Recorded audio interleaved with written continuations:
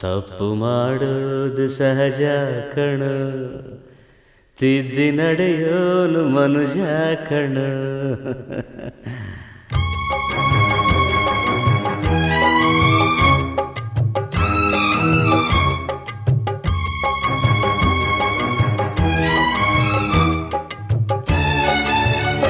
ತಪ್ಪು ಮಾಡೋದು ಸಹಜ ಕಣ,